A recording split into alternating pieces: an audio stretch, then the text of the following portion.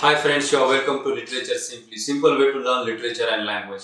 Friends, in this tutorial we are going to discuss about Longinus on literature or views of Longinus on literature.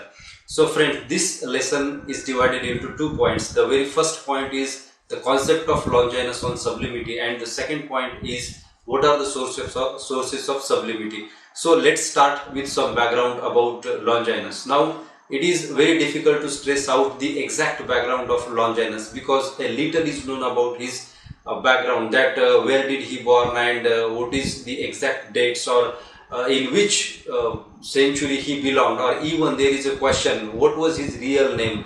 But many critics and scholars has accepted a fact that he belonged to the 1st century Anno Domini and his name is Longinus, and the very treatise which is based on his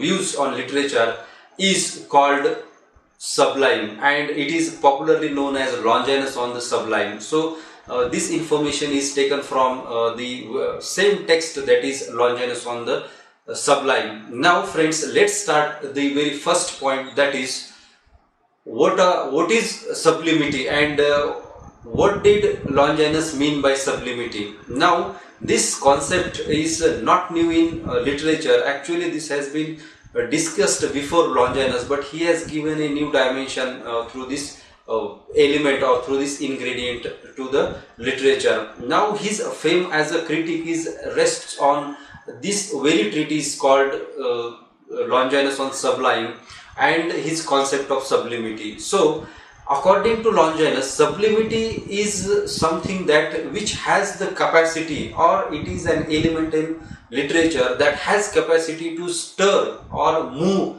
the reader or audience, or it has the power of transporting a reader into or out of himself. So this is his concept. Now if we dissect this concept, we will understand that Longinus talks about loftiness in the very literature or poetry, and in his own words, here I have listed a quotation, and let me read out that quotation. Actually, what did Longinus say about the sublimity? And here I have the quotation and I read it. So friends, here I quote, "Sublimity consists in a certain distinction and consummate excellence in expression, and it is from this and no other source that the greatest poets and prose writers have gained their eminence and immortal fame. The effect of a lofty passage is not to convince the reason of a reader, but to transport him out of himself. Invariably, an admirable speech casts a spell over us and eclipses that which merely aims at persuasion and pleasure." Now here I unquote. So there are a few things that need to be focused in this definition of sublimity, that he talks about the 3 things here particularly. The very first is the function of literature as it is considered before Longinus to give pleasure or to provide entertainment, and the second function is to teach morality, or here he uses particular word persuasion and pleasure. So before Longinus, these 2 things are very significant in the literature, or this is the very crucial function of literature, to teach or persuasion or give pleasure. Now he added a new dimension, a new ingredient, that it is not only the task of literature to persuade the things which are in literature, or to elaborate on them, to teach morality or entertain, but here is the new dimension, that literature must transport the reader out of himself, or it must move the reader or stir the reader. Now what is the meaning of this moving the reader? It's very simple, that the literature must cast a spell over the reader. So that is the very idea of sublimity. So friends, again we have his words, and let me quote those words in which he has given some examples of great literature. For example, I quote, "In general, these examples of sublimity which always please and please all are truly beautiful and sublime, for when men who differ in their habits and have different tastes, pursuits and aspirations, and are of different ages, hold the same view about the same writing, then this unanimous verdict of such discordant judges gives irresistible authority to their favorable verdict. Now I unquote. Now if we think about this maxim of Longinus, we can understand that Longinus has focused on the particular kind of literature. If a literature becomes able to stir many people, many men, as he said in this maxim or principle, then it should be considered as sublime one. For example, we have Homer, and the composition of Homer is the sublime, because whenever readers read, so there are different types of readers, heterogeneous readers, and when these readers read Homer, they get stirred, they get transported. Now this quality of moving the reader is very crucial, or as he said here, is unanimous. Now if all the readers or many readers can think that this has the quality of stirring or moving readers, then it should be considered as the sublime literature. Now friends, this is all about the concept of sublimity, about which Longinus has talked in his very treatise called On the Sublime.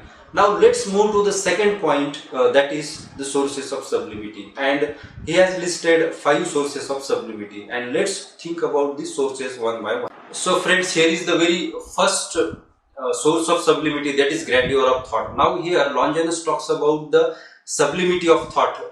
Without the sublimity of thought, we cannot create the sublime literature, and he has given some examples of the famous philosophers and famous poets of his time. For example, he talks about Plato, he talks about Demosthenes, he talks about Thucydides, and he also talks about other many poets, for example Homer. Now what they have incorporated in their literature is nothing but the loftiness of thought. So mean thoughts or trivial kind of thoughts cannot compile the great literature or the sublime literature. Here are the words of Longinus himself. What did he say about this grandeur of thought? Let me read out these words. So here I quote: "Sublimity is the echo of greatness of soul. It is the impossible for those whose whole lives are full of mean and servile ideas and habits to produce anything that is admirable and worthy of an immortal life. It is only natural that great accent should fall from the lips of those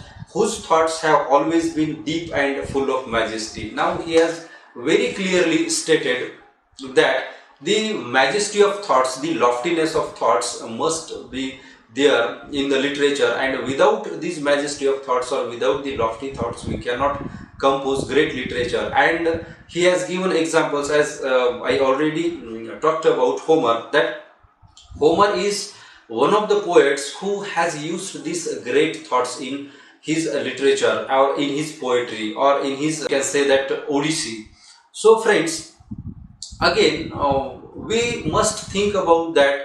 If we are composing on a particular theme, on a particular thought, so we should take model from Homer, we should take model from Aristotle, or we should take model from Plato for that matter, and also we can derive this model from Thucydides, who is a historian.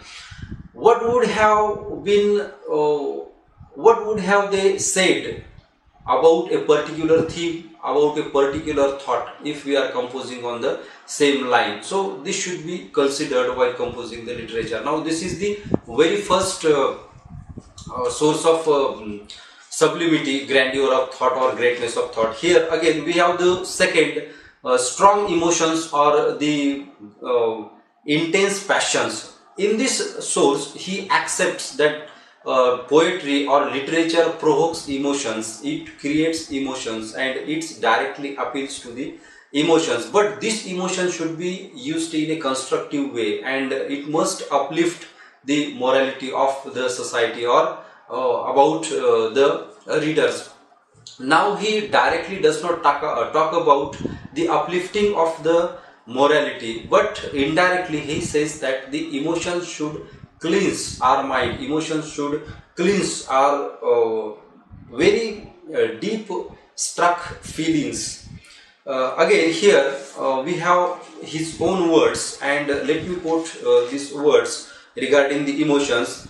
I quote, "I would confidently affirm that nothing makes so much grandeur as true emotions in the right place, for it inspires the words, and it were, with a wild gust of mad enthusiasm and fills them with divine frenzy." Now here, two things are very significant. First, there should be true emotions. He is talking about true emotions, and these emotions must be placed at a right place. If you are incorporating various emotions at the same place, this will be create a kind of a frenziness in the literature or poetry. So you have to use these emotions very consciously, and true emotions must be there. So this is the second source of sublimity according to Longinus. Now again we have here the third source, and that is proper use of figures. Now the first two sources are natural sources, and here third, fourth and fifth source are artificial source,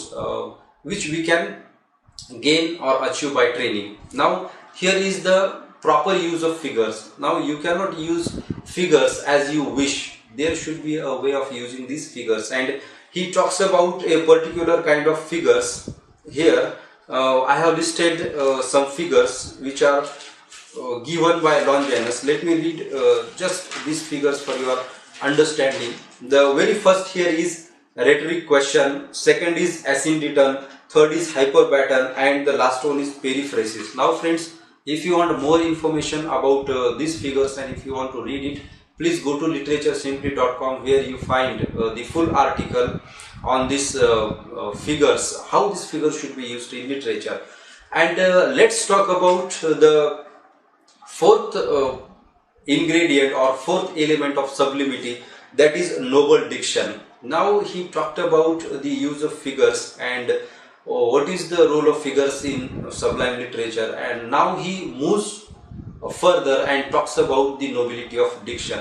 So the selection of words, selection of vocabulary is significant in the composition. If you are writing on a trivial subject matter, so you need not to choose a very dignified diction. You can choose mundane diction also in this case. And if you are writing on a lofty theme, so you need to choose that kind of lofty diction. So diction is a particular kind of vocabulary used in poetry or used in literature. So you must be very conscious while choosing this vocabulary, and you should keep in your mind what is the subject on which we are writing or on which we are talking. So this is all rhetorical, as he talks about the speeches and the art of speaking. So this is the fourth element or fourth source of the sublimity. The last source he talks about is the elevated composition.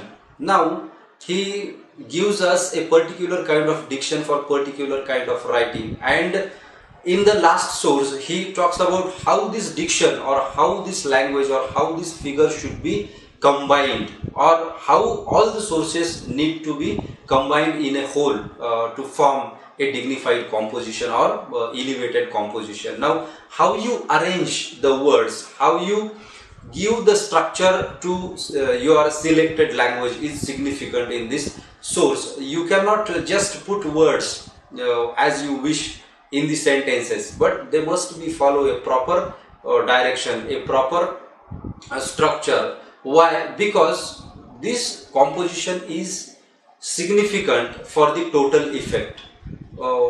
If you have a loose composition, it will not form a great effect on the readers, as he already talked about the loftiness of the literature or sublimity.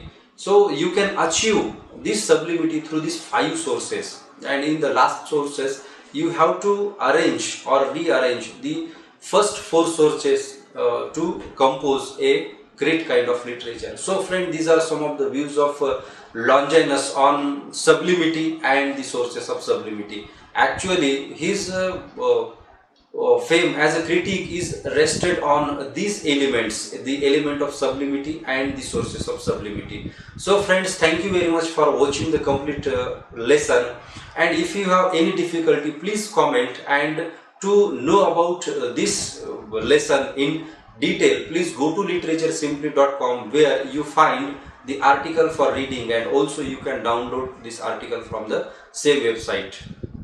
So friends, like this video, share this video among your friends, and subscribe to Literature Simply, and don't forget to press the bell notification icon for updates.